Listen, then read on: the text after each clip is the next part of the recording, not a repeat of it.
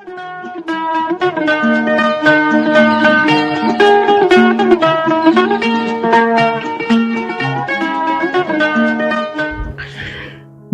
आदाब दोस्तों। Hello friends, आपके साथ मैं फराज हूं और चैनल फिल्मी फराज है। आज कुछ लखनवी कुर्ता वगैरह पहन के आया हूं क्योंकि आज जिक्र होगा महान अभिनेता जो सिनेमा के पर्दे पर आते थे तो ऐसा लगता था कोई नवाब आ गए हों, और थे भी नवाब। जी हाँ, जिक्र कर रहा हूं जनाब रहमान साहब का, जिनका पूरा नाम रहा सईद रहमान खान। मोहब्बत के धोखे में कोई न आए, तू कहाँ बताए दिल, दुनिया बड़ी है संग, छुप के किसी शौक हसीना पे मरेंगे, देखा जो अजीज दिल ने फिर याद किया, बर्फ सी मिल सकेंगे, तुम मुझको भूल जाओ, दुनिया की हर खुशी से बेगाना करके, एक दिल के टुकड़े हजार हुए, कोई यहाँ गिरा कोई बैठे, हमारे साथी हैं, दो कदम चले फिर बिछड़ गए।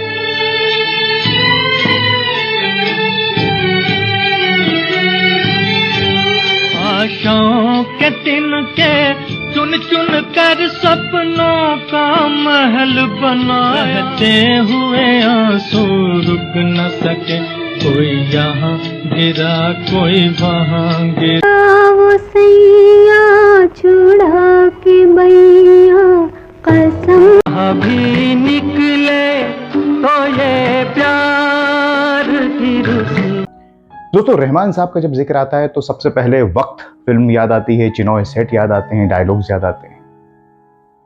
प्यार की जीत, बड़ी बहन, छोटी बहन, कई फिल्में याद आती हैं, प्यासा याद आती है, गुरुदत्त, जॉनी वॉकर, देवानंद, एक दिल के टुकड़े हजार हुए। दोस्तों, रहमान खान साहब के बारे में हम जानते हैं कुछ जो बेसिक बातें हैं कि वो लाहौर में पैदा हुए, अफगानिस्तान से उनका ताल्लुक था, शाही खानदान से, जो वो लगते भी हैं। फिर जबलपुर से पढ़ाई हुई, एयरफोर्स ज्वाइन कर ली, लेकिन वहां दिल नहीं लगा, दिल तो फिल्मों में था। और फिर पुणे आ गए प्रभात स्टूडियोज में, विश्राम बेड़ेकर जी से जुड़े, असिस्टेंट हो गए तीसरे, और किस तरह से फिर फिल्म बनी, चांद फिल्म बनी, उसमें पगड़ी बानी, उन्हें पश्तून थे, वहां से मौका मिल गया। फिर हम एक ही फिल्म, देवानंद और रहमान साहब, फिर वहां से इनकी दोस्ती शुरू हो गई, गुरुदत्त साहब, वहां से सिलसिला चल पड़ा। फिर गुरुदत्त साहब की हर फिल्म में वो होते थे, कोई सी भी फिल्म, प्यासा हो, चौधरी का चांद हो, सोलो फिल्में आ रही थी, हीरो थे वो, नरगिस हो, सुरैया के साथ खूब फिल्में आई। मैंने जिक्र किया प्यार की जीत, बड़ी बहन। यहां इस बात का जिक्र भी जरूरी है कि सुरैया दिल दे बैठी थी देवानंद को, देवानंद मोहब्बत करते थे सुरैया से, लेकिन रहमान इश्क में गिरफ्तार थे सुरैया के, और इतनी मोहब्बत करते थे क्योंकि फिल्मों में साथ काम किया और सुरैया थी भी बहुत खूबसूरत। रहमान अपने दिल की बात ज्यादा कह ना सके, नतीजा यह हुआ कि तन्हा हो गए क्योंकि उनका मिजाज अलग था और अपने आप को नशे में डुबो लिया।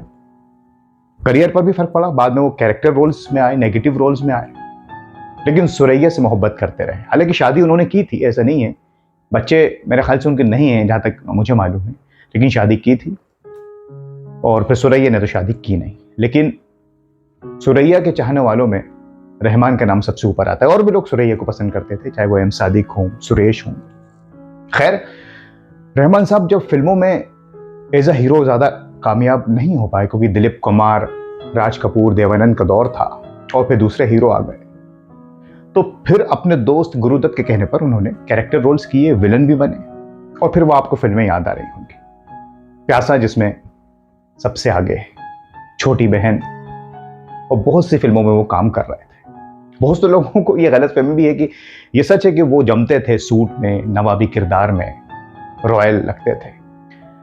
लोग ये मानते हैं कि उन्होंने ऐसा कोई रोल नहीं किया जिसमें वो गरीब बने हो, तो ऐसी कई फिल्में हैं, जैसे घूंघट फिल्म है, वो भारत भूषण साहब के दोस्त बने, मनोहर का किरदार उन्होंने किया है, तो वो उसमें एक बहुत ज्यादा पैसे वाले नहीं बने। ये और बात है कि वो उन किरदारों में जमते नहीं थे, जमते वो उन्हीं में थे, नवाब हों, जागीरदार हों। जैसे प्रदीप कुमार को साहब ये लग गया था लेवल के वो राजा महाराजा बादशाही बनेंगे। खैर दोस्तों, रहमान साहब की कई फिल्में हैं। ज्यादातर हम उन फिल्मों को याद करते हैं, साहिब बीबी और गुलाम वक्त, प्यासा का जिक्र मैं कर चुका हूं, घूंघट, दिल ने फिर याद किया, दुल्हन एक रात की, और एक और फिल्म याद आ रही है मुझे, पारस मधुबाला के साथ। तो कई फिल्में रहीं, लेकिन ज्यादातर उन्हें लोगों ने कैरेक्टर रोल में पसंद किया। विलन भी वो बने वक्त में और भी फिल्मों में, दुल्हन एक रात में भी, लेकिन कैरेक्टर रोल्स वो करते रहे और उनकी आवाज इतनी अच्छी थी, अंदाज इतना अच्छा था कि क्या कहने। एक बात याद आ गई कि 1962 की फिल्म अनपढ़, माला सिन्हा के साथ तो वो बाहर फिर भी आएंगे में भी थे, क्योंकि वो गुरुदत्त साहब की फिल्म थी। अनपढ़ में पहले रहमान साहब थे धर्मेंद्र जी की जगह, लेकिन रहमान साहब ज्यादा पैसे लेते थे, धर्मेंद्र न्यू कमर थे, लिहाजा यह तय हुआ कि रहमान साहब को ना लिया जाए पर धर्मेंद्र को ले लिया गया उस फिल्म में। तो ये था इस फिल्म का मामला।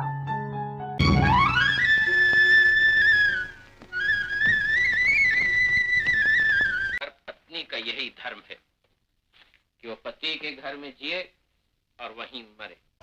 चलो एक ही बात है, मैं आ गया तो कोई बेइज्जती हो गई या शान घट गई, तुम भी नहीं सोच। शराब मैं भी पीता हूं, मगर तुम्हारी तरह नशे में पागल नहीं हो जाता।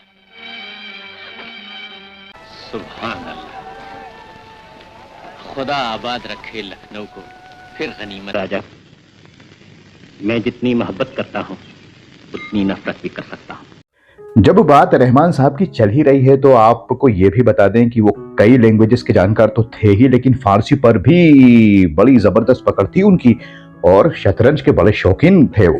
जी हाँ, और क्या क्या फिल्में उनकी याद आ रही हैं। दिलीप कुमार साहब के साथ दिल दिया दर्द लिया में भी हैं, राज कपूर जी के साथ फिर सुबह होगी, सुनील दत्त साहब के साथ याद आ रही होगी आपको फिल्म गजल। दोस्तों, रहमान साहब के भाई मसूदुर रहमान बहुत बड़े सिनेमेटोग्राफर रहे, उनके बेटे फसीउर रहमान और एक और बेटे वो हीरो रहे, पाकिस्तान में कथक डांसर रहे, ये उनका रिश्ता रहा। लेकिन रहमान साहब भारत में ही रहे। अब अगर आप उनकी फिल्मों पर गौर फरमाएं रहमान साहब की, तो खास करके आप 50s के एंड में और 60s में जो उनकी फिल्म, बाद में तो फिर वो 70s में दोस्त हो या और भी जो फिल्में उनकी आई उसमें वो फादर बने, जैसे दोस्त में हेमा मालिनी के फादर बने, उसके अलावा इंतकाम में संजय खान के फादर बने, तो वो रोल्स करते थे। लेकिन जिन भी हीरोइंस के साथ वो आए और हस्बैंड भी बने, तो वो ये कहते भी थे इंटरव्यू में कि मेरी जो वाइफ है वो किसी और से मोहब्बत कर लेती है, मैं उसका हस्बैंड बनता हूँ। शिकार फिल्म में आशा पारिक जी के फादर बने, तो वो रोल्स कर रहे थे दमदार किस्म के। एक बात और मैं आपको बताऊं रहमान साहब के बारे में दोस्तों, बात निकली है तो एक फिल्म मुझे याद आई, आबरू, कम लोगों ने देखी होगी। रफी साहब का गीत है ना, हर चेहरा यहाँ चांद, ये वादी ये कश्मीर है। इस फिल्म को कभी आप देखेंगे अशोक कुमार साहब और रहमान साहब, और जबरदस्त रोल है इसमें रहमान साहब का। अगर आपने इस फिल्म को देखा हो, ये फिल्म कम लोगों ने देखी, इसका मैं जिक्र कर रहा हूं, लोग बार बार वही फिल्में देखते हैं, वक्त वगैरह। तो ये केमिस्ट्री थी रहमान साहब की और लोग उनको बहुत पसंद करते थे। एक फिल्म का खास तौर पर जिक्र करूंगा दोस्तों, चौधरी का चांद, जो मेरी फेवरेट फिल्म है। इस फिल्म में तो गुरुदत्त साहब से ज्यादा इंपॉर्टेंट रोल रहमान साहब का था। प्यारे मियां, जान फूंक दी उन्होंने, और आखिरी में इस फिल्म में वो सुसाइड कर लेते हैं कि ये मैंने क्या किया कि अपने दोस्त की बीवी को मैं चाह रहा था। बहुत ही अद्भुत फिल्म थी, और केमिस्ट्री जो थी जॉनी वोकर, गुरुदत्त साहब और रहमान जी की, अद्भुत फिल्म लखनऊ पे, क्योंकि इसमें तो वो बाकायदा नवाब ही थे। तो ये उनका सफर रहा। लेकिन रहमान साहब की जो पर्सनल लाइफ रही, एक बात और बता दूं, उनके 7 भाई बहन थे। रहमान साहब सबसे छोटी उनकी बहन थी बेनज़ीर, जो अभी भी मेरे ख्याल से अमेरिका में रहती हैं। सोचा आपको ये भी बता दूं, कम इंफॉर्मेशन मिलती है उनकी पर्सनल लाइफ को लेकर। तो जो बात मैं कह रहा हूं आपसे कि उनका फिल्मी करियर तो हीरो के तौर पे नहीं चला, कैरेक्टर आर्टिस्ट, विलन के तौर पे खूब चला। लेकिन उनकी पर्सनल लाइफ डिस्टर्ब रही वहीं से जहां से वो सुरैया से मोहब्बत करते थे। शादी हुई, उसके बाद बहुत लोग उनकी जिंदगी के बारे में नहीं जानते, सिर्फ ये जानते हैं कि वो सिगरेट और शराब में डूब गए थे। कोलाबा में रहते थे बंबई के उन आखिरी दिनों में। वो 70s के दौर में जब 1977 में उन्हें हार्ट अटैक आए, एक साथ कई हार्ट अटैक आए, उसके बाद भी उन्होंने शराब सिगरेट नहीं छोड़ी, या यूं कहे कि सिगरेट और शराब ने उन्हें नहीं छोड़ा। और उसके बाद फिर वापसी नहीं हुई और गले का कैंसर हो गया। रहमान साहब की रौबदार आवाज हमेशा के लिए खत्म हो गई, उनकी मौत से पहले ही खत्म हो गई। अगर आप उनकी फिल्म देखें, आखिरी की जो फिल्में हैं जैसे राजपूत, उसमें आप उनकी आवाज ऐसा लगेगा कि उसमें फर्क है, क्योंकि वो कैंसर हो चुका था, तबीयत खराब हो चुकी थी। 5 नवंबर 1984 उनकी डेथ के बारे में लिखा है हर जगह। अब इसमें कितनी सच्चाई है नहीं कह सकते, लेकिन हम यही मान के चलते हैं वो दुनिया से चले गए जिस्मानी तौर पर, लेकिन रूहानी तौर पर और काम के जरिए रहमान साहब आज भी हमारे बीच हैं। दोस्तों, यह भी आता है कि आखिरी दिनों में उनकी हालत बहुत खराब थी। वो धर्मेंद्र साहब जिन्होंने कई फिल्मों में उनके साथ काम किया, उनकी बड़ी मदद की, उनकी पत्नी की भी मदद की।